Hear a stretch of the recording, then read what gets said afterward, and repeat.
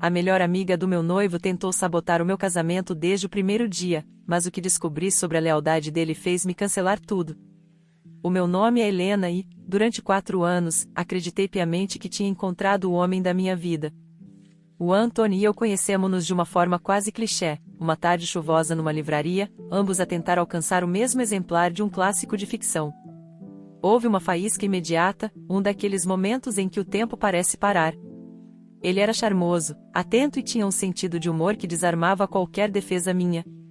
Construímos uma relação sólida, ou pelo menos era o que eu pensava, baseada em planos para o futuro, viagens e o sonho de uma casa com um grande jardim. Há 7 meses, ele pediu-me em casamento. Foi o dia mais feliz da minha vida até então. O Anthony levou-me ao lugar do nosso primeiro encontro, ajoelhou-se e prometeu-me o mundo. O casamento estava marcado para outubro, o mês em que as folhas começam a cair, criando o cenário romântico que eu sempre idealizei. Contudo, a nossa relação nunca foi composta apenas por 2 pessoas. Desde o início, havia Piper. O Anthony e a Piper cresceram juntos numa pequena cidade no Wisconsin. Eram vizinhos de infância, partilharam o berçário, as quedas de bicicleta, as primeiras desilusões amorosas e a transição para a vida adulta. Ela é como uma irmã para mim, era a frase que eu mais ouvia sempre que expressava algum desconforto com a proximidade excessiva entre eles. No início, eu tentei ser a namorada porreira. Convidei a Piper para os nossos jantares, tentei criar uma amizade com ela e respeitei o histórico que tinham. Mas a Piper nunca teve a intenção de ser minha amiga. Para ela, eu era uma usurpadora que tinha roubado seu lugar de prioridade na vida do Anthony. Ela não era apenas uma melhor amiga, era uma competidora silenciosa que usava a nostalgia como arma de arremesso. Sempre que o Anthony e eu tínhamos uma conquista, quer fosse uma promoção no trabalho ou a escolha do nosso primeiro apartamento, a Piper aparecia com uma crise. Podia ser um pneu furado, um problema com o namorado atual ou uma súbita crise de ansiedade. E, invariavelmente, o Anthony corria para o lado dela. Ele via-se como o cavaleiro de armadura brilhante da Piper, e ela alimentava essa narrativa com uma mestria assustadora. Eu sentia-me uma intrusa no meu próprio relacionamento, assistindo de camarote a uma ligação que parecia excluir qualquer possibilidade de eu ser, de facto, a mulher mais importante na vida dele. O Anthony dizia que eu estava a ser paranoica, que a minha insegurança estava a destruir o que tínhamos. Mas o meu instinto dizia-me que algo estava profundamente errado.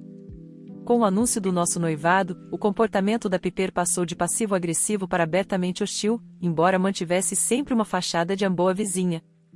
Ela começou uma verdadeira guerra psicológica nas redes sociais. No dia em que publiquei a fotografia do meu anel de noivado, a Piper publicou, escassas horas depois, uma série de throwbacks, fotos antigas, dela e do Anthony na adolescência. Eram fotos deles abraçados no baile de finalistas, fotos de viagens de campismo, fotos onde ela olhava com uma adoração que nada tinha de fraternal. A legenda era sempre algo como: ninguém te conhece como eu, Anthony. Melhores amigos para sempre, aconteça o que acontecer. Quando eu confrontava o Anthony sobre a inconveniência daquelas publicações, especialmente no momento que deveria ser nosso, ele revirava os olhos. Helena, ela está apenas a celebrar a nossa amizade. Tu tens o anel, tens o compromisso. Por que é que te sentes tão ameaçada por algumas fotografias antigas? Ele não percebia, ou fingia não perceber, que a Piper estava a marcar território. Ela estava a dizer ao mundo, e a mim, que ela tinha chegado primeiro e que os anos que partilharam no Wisconsin tinham um peso que os nossos 4 anos nunca alcançariam. Era como se ela tivesse um passe vitalício para a atenção dele, e eu fosse apenas uma convidada temporária. Durante uma visita à família dele no Wisconsin, a situação tornou-se insuportável. Estávamos num churrasco e a Piper passou o tempo todo a contar piadas internas que eu não percebia, a relembrar momentos da infância deles e a tocar no braço do Anthony constantemente. Ela fazia questão de mencionar como o Anthony detestava cebolas, coisa que eu já sabia perfeitamente, ou como ele tinha medo de trovoadas quando era pequeno, agindo como se fosse a única guardiã dos segredos dele. O pior era a família do Anthony. Para eles, a Piper já era da casa. Tratavam-na com uma familiaridade que eu ainda estava a tentar conquistar. Senti-me invisível na mesa de jantar, uma figurante no show da Piper e Anthony. Foi nessa viagem que comecei a questionar se o Anthony estava realmente pronto para ser marido de alguém, ou se ele estava apenas à procura de uma substituta para a mãe que pudesse coexistir com a sua outra metade platônica. O planeamento do casamento deveria ser o momento de união, mas tornou-se o campo de batalha final. A Piper, claro, foi incluída no grupo de madrinhas pelo Anthony, contra a minha vontade. Eu queria que as minhas madrinhas fossem pessoas que me apoiassem, mas o Anthony insistiu que não seria um casamento sem a Piper ao seu lado. Cedi, numa tentativa de manter a paz, mas foi um erro colossal. A Piper criticava todas as minhas escolhas, desde o sabor do bolo até ao esquema de cores das flores. Ela sugeria sempre algo que o Anthony preferia, alegando conhecer os gostos dele melhor do que eu. Oh, Helena, o Anthony detesta flores demasiado perfumadas, ele prefere algo mais discreto, como fazíamos nos bailes do Wisconsin, dizia ela, com aquele sorriso condescendente. O ponto de ruptura aconteceu durante a escolha dos vestidos das madrinhas. Eu tinha estabelecido uma paleta de cores pastéis, especificamente tons de lavanda e verde-menta. A Piper, num ato de audácia sem precedentes, apareceu na prova com um vestido que ela própria tinha comprado. Não era lavanda, nem verde-menta. Era um tom que ela chamava de champanhe muito claro, mas que, sob qualquer luz, parecia branco. Era um vestido de seda, longo, extremamente elegante, francamente, parecia um vestido de noiva minimalista. Quando eu disse que ela não podia usar aquilo, que era um desrespeito para comigo, ela fingiu-se de vítima. Começou a chorar, dizendo que tinha gasto as suas poupanças no vestido e que achava que eu ficaria feliz por ela estar tão bonita no meu dia. Fui falar com o Anthony, esperando que ele, desta vez, me defendesse. Mas a resposta dele foi como um soco no estômago. Helena, é apenas um vestido. Tu és a noiva, toda a gente sabe que és tu quem vai casar. Deixa a rapariga usar o que a faz sentir bem. Não sejas uma bridezila.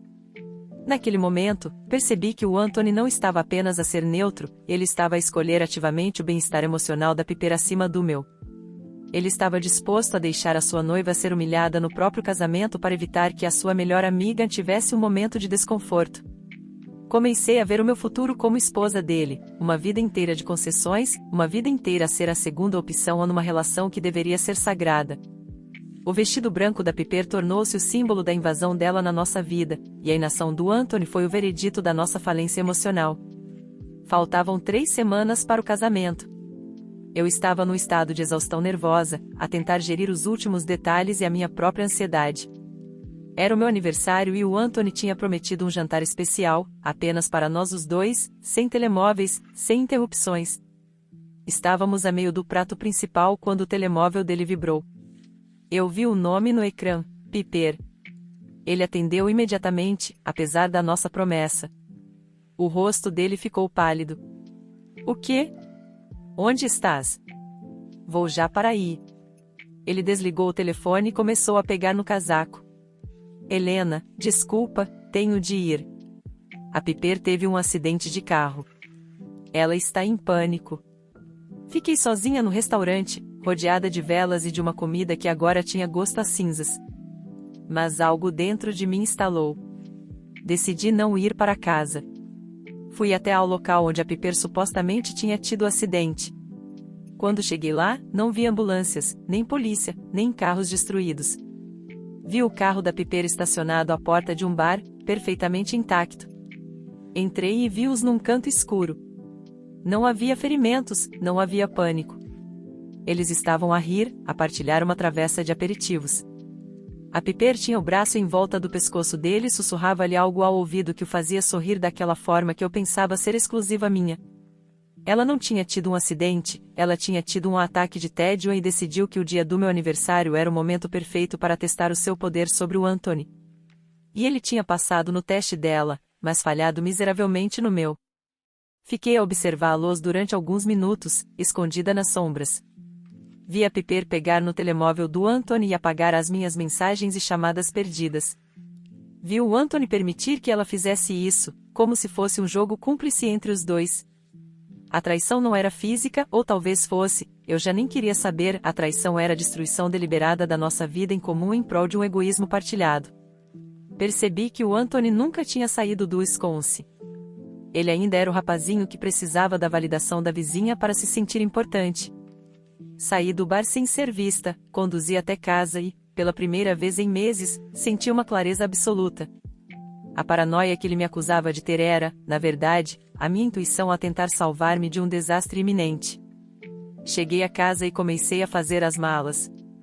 Não fiz uma cena quando Anthony chegou, 2 horas depois, cheio de mentiras sobre a ajudar com o seguro e a levar a Piper ao hospital por precaução. Deixei-o falar. Quando ele terminou o seu monólogo patético, entreguei-lhe o anel. O casamento está cancelado, Anthony. Podes ir viver com a Piper, ou podes continuar a ser o cão de colo dela. Mas não serás meu marido. Ele entrou em choque. Tentou habituar o jogo de me chamar louca, disse que eu estava a destruir tudo por causa de um mal-entendido. Mostrei-lhe a foto que tirei deles no bar, rindo, enquanto eu estava sozinha no meu aniversário. O silêncio que se seguiu foi a confirmação final. No dia seguinte, enviei um e-mail a todos os convidados e fornecedores. Fui honesta, mas elegante. Disse que o casamento não iria realizar-se por motivos de incompatibilidade de valores. A Piper, fiel ao seu caráter, publicou uma foto no dia seguinte com a legenda: algumas pessoas simplesmente não conseguem lidar com a profundidade de certas ligações. A verdade vem sempre ao de cima. Ela achava que tinha vencido. Ela achava que, ao afastar-me, teria o Anthony finalmente só para ela. O que ela não percebeu é que ela tinha ganho um homem quebrado, um homem que perdeu a única mulher que realmente o amava por quem ele era, e não pelo que ele podia fazer por ela. Hoje, estou a recomeçar. Vendi o que pude do meu enxoval, mudei-me para uma cidade nova e apaguei todas as memórias do Wisconsin da minha vida.